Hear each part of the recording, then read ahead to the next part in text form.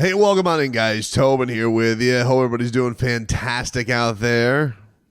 I'm not doing too great. I just watched the Miami Heat lose to the Nets, but I did a game recap on that. It's up on the channel if you guys want to check that out.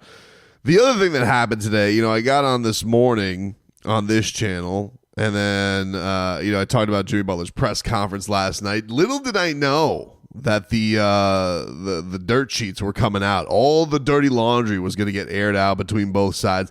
And we'll get into that in just a second because, quite frankly, I'm just exhausted by all of it.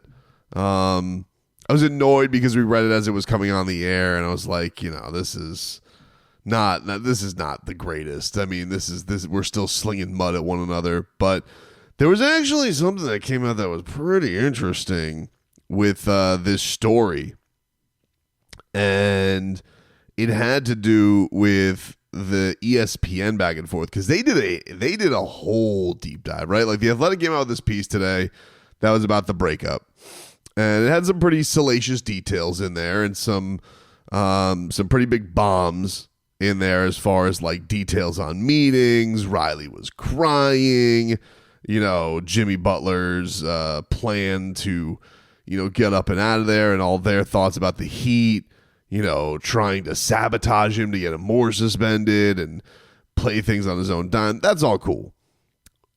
We'll get into that. But the thing that was interesting about this is, we've been talking the last couple of days about how Kevin Durant felt very insulted and blindsided by the idea that the Phoenix Suns wanted to trade him after they greatly failed at trying to get rid of Bradley Beal. And it's one of the things that's been interesting about all of this is that the Suns just kept this dog and pony show going for the longest when they really found nobody who was going to take Bradley Beal, especially when the Miami Heat were like, we're not taking Bradley Beal. Even if this is like the only city that he would go to in the midst of it, we're not taking him. And they got so scattered in all this that they all of a sudden threw Kevin Durant on the trading block, and it seems like it really pissed him off. But the thing that's crazy about it is, he had all these talks with Kevin Durant, or with Steph Curry, and he had just said like, hey, this isn't the time to do that, which, all right. But apparently they had known about this around the days that they got wind of it, around the days where the Luka trade was going down, right? And it did say in this article, according to ESPN, they said there's no good way. Here's the piece. And it says there's no good way to move on from a future Hall of Fame player who has professed a desire to stay with your franchise despite a second straight underachieving season. But there's definitely a bad way to go about it. Not telling the player or his agent and having them find out through other sources would qualify as bad process. Internally, the Suns have already conceded that point. Quote, we should have gone through Durant's business partner, Rich Kleiman, one team source said. Instead, a frantic 48 hours ensued in which Shams Charania reported that Durant had to send final word that he had no desire to go to the Golden State Warriors and did not want to go back to the Bay Area. Quote, probably for the same reasons he left. It would have been an effing circus. Durant, however, would have been open to playing for the Miami Heat, sources say.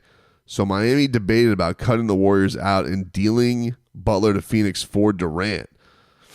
Pat Riley, after all, had wanted Kevin Durant for years. In 2016, he had a meeting with him in the Hamptons. This goes back. Riley tried again in 2019 when Durant left Golden State for the Nets. And then Riley pulled off the shrewd sign trade for Butler. It was there to be done. Durant to Miami trade proposals. It was there to be done. Durant to Miami. The teams traded proposals. Phoenix, which paid for Durant for the 2023 for 4 first-round picks and 3 swaps with Brooklyn, was seeking significant compensation for a player who is now 36 and under contract for 1 more year. Ultimately, the Heat felt they would be mortgaging their future and going down a path with the Durant, sources said, and they didn't move forward with talks in a third attempt to land Kevin Durant would not be the charm for the Heat. And I guess what they were saying was the thing that was offered that the Suns seemed like they were going to take was Jonathan Kuminga, Wizards center Jonas Valanciunas 2 first-round picks, 2 seconds, and pick swaps. And then the Warriors would receive Durant. The Heat would receive Wiggins. So we knew that the Heat possibly were in on Durant, right? But it kind of felt like it was hours that they had to decide this. But it might have been, over the course of days. Because mind you, the Heat did have to go into negotiations with the Warriors to do Jimmy Butler's, basically what ended up being his extension in trade to him. But this is definitely going to be one of those things where the Heat are going to be looking at this because, yes, Pat Riley has wanted Kevin Durant for a while. I guess the Heat do have to ask themselves in all of this, though, would that have been worth it to trade your young guys? Well, look, this is certainly not the night to discuss this because, I would have much liked to do this conversation the day after they that Ware shut down Wembanyama. Because, Jaime and Nico did not play fantastic. Ware was fine, but Spo decided not to close with him. And, I don't know what the pick situation would have been because Miami's in a bit of a squirrely pick situation. But if you would have given up more youth and figured it out with what the economics were with the whole 3-team deal, fans are going to wonder because, man, had a lot of good guys who wanted to come here. And this is kind of the part of Jimmy's complaint that has remained valid and apparently was going on in the meetings about why the team didn't go and take a bigger swing or wasn't able to make a bigger swing or if they didn't go all in, is that the Heat have been so hesitant to put in the Godfather offer on any of these guys. It just hasn't happened. That even happened back with Jimmy. If you think back to the Minnesota Timberwolves, like they wouldn't go all in on him. He ended up going to the Sixers. And I wonder if there's part of the Heat that does feel like, all right, we know Kevin Durant is going to be somewhat disgruntled. So we get into a summertime, will we be able to get him for less? I don't know. Because to me, I feel like you could open yourself to being up to even more competition. Look at like the Houston Rockets. Or Minnesota was said to make a last-ditch effort for him. And you had this one opportunity where it was like, hey, he won't go to this team, but we have a bad situation. He'll go to our team. Now, the argument against that would have been Durant, Bam, Tyler, probably would have, let's just say for argument's sake here, guys, okay? Giving up the farm for the Heat. So let's just say that is Jimmy with Ware, Jovic, and Jaquez with a pick. If somehow you were able to keep one of those guys, just for style purposes, obviously I would say Ware is probably the guy you'd want to keep. Because a team with Kevin Durant, does Jovic really fit on that? So let's say for argument's sake, you would have had to give up the farm, all the young guys. And you were stuck here with Durant, Bam, Tyler. You would have Duncan Robinson. I guess you still have Terry Rozier. Haywood Highsmith. What does that team do? It gives the Heat, obviously, their go-to scorer. Maybe all these collapses that have been happening to the Miami Heat with a Kevin Durant, certainly you have to think that wouldn't be happening. You don't have a ton of size because your only backup at that point, or your only big at that point, is now Kevin Love, and he just doesn't look like a playable NBA player right now.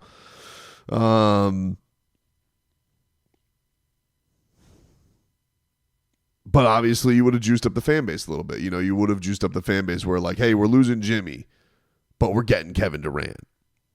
And could the Heat have figured it out from there then after? Like, could the Miami Heat have flipped Duncan for any type of big? Could they have pulled something out of their butt to get some other size in there to maybe help and beef up the team a little bit? Or, it's going to be tough to trade Terry just because of the years left on his deal. But to know, the interesting part about this isn't necessarily that, okay, the Heat had a chance at Durant. It's not just that. It's that he wouldn't go to one team, but reportedly he was into going to Miami. And in a way that kind of feels almost like the Lillard thing again, where it's like, hey, he wants to be here. What are you going to do to happen? What are you going to do to get this? And I think the criticism Miami deals with, because Joe Cronin definitely took a lot of heat and took a lot of blame, and Woj carrying water from him and all that. But you always wondered, like, hey, did the Heat get a little bit too full of themselves? Which I think is probably one of their biggest crimes out of all this and all the Jimmy stuff. There is an arrogance, a hubris with the Miami Heat organization that they always feel like it's not just about making the deal. They always feel like, oh, the better deal is going to come along. We got to get it at a bargain. We got to get it on our terms.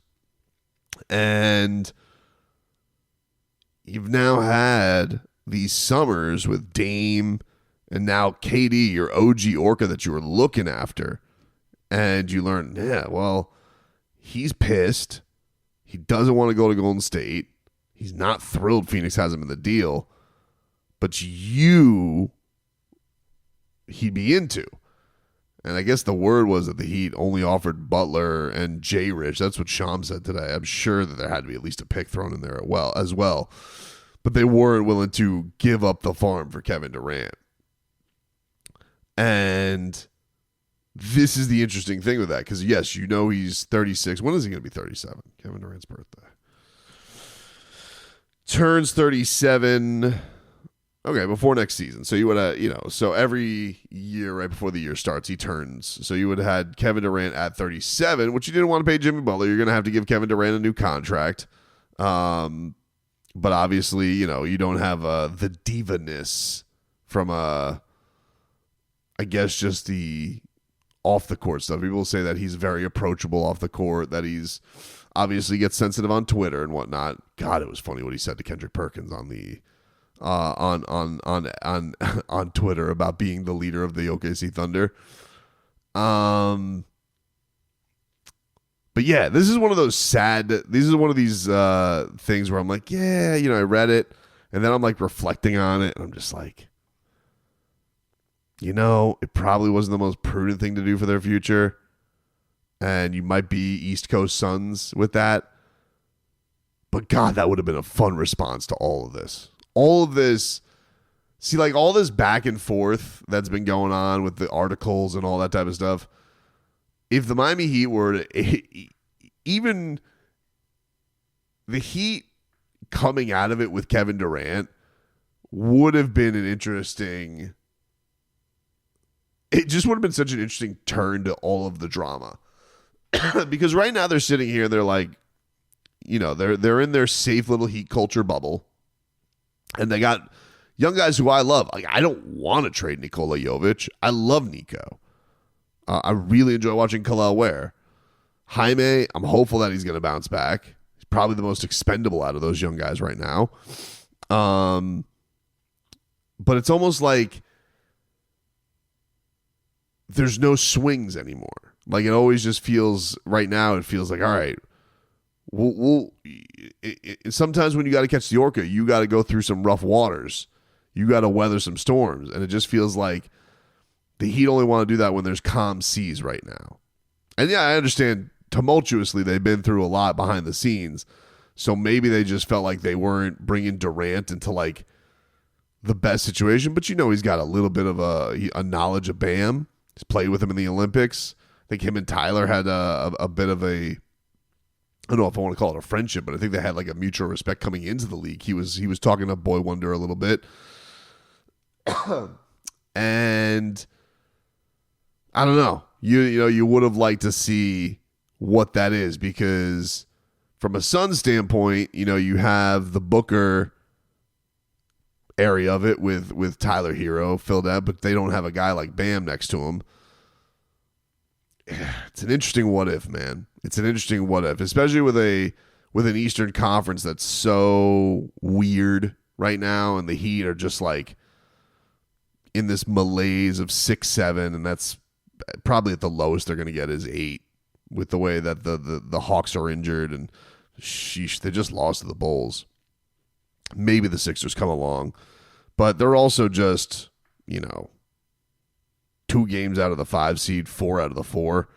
So would Kevin Durant have improved you probably to make that leap? Yep, he probably would have. Would that have been the most prudent thing for your future? Yeah, maybe not. But it's also it's not like the Heat do their damage at the the top of every draft either. So I still feel okay with them. I understand their decision, but there's a little bit of basketball fantasy that's going on in your mind. That's damn, dude. So all of the things that he was unhappy with in the midst of this, the one thing that made him kind of step back and go, was going to Miami. And then, mind you, the whole plan the entire time was for him to play with Jimmy in Phoenix. That was the whole plan. They were bullying Bradley Beal, so the whole plan was to play with Jimmy. And instead, he's like, would you get traded for Jimmy? And he goes, reportedly. So, sure, the Heat could go back to it, but I think that in some ways, I think there's going to be even more competition for him in the summer. And so while you think, we could have gotten him we'll get him for cheaper, well, not necessarily, because you'll be in a spot where there'll be more competition, which means more of a bidding war. There'll be a team with more picks, maybe a team with a young guy they like better. And this would have kind of been almost like the Luka thing where, yeah, you would have had to give up an amount, but you're giving up basically nothing because you're giving up Jimmy, who doesn't play for you. And then you're talking about young guys who, geez, it seems like you're forcing medicine down Spo's throat every time you have to play them all together anyway. So it would be interesting to know what the actual offer was, but based on if it was Kuminga, multiple first-round picks, second-round picks, I'm just going to deduce, hey, they probably wanted Ware, probably wanted Nico, maybe Jaime, and a pick. Maybe the Heat would have had to unlock another to get another one done. And would the Heat fan have done that? Would it have made them a favorite in the East? Probably not. And maybe you only make that move because you're just we don't want to be the Suns of the Western Conference. But would you have come out of this entire thing having your fan base juiced up really high and loving it even more? In the moment, yes. So that's why you got to look at this rest of the season and hope that one of these young guys pops. And, Kalel's had definitely his moments. Nico's had his moments. But as we've seen with the young guys, it's not a steady climb. It's up and down with these guys a lot. And honestly, that goes for Bam and Tyler too. I think that Tyler's kind of fallen off a little bit, especially since being named an All-Star. His 3-point shooting is really hit a bit of a rut that you would imagine he's going to bounce back from. Bam has been playing a lot better. Just dried up in this game. But yeah, reading that Durant thing was really juicy in the midst of all this throwing of turds back and forth between Jimmy and the Heat.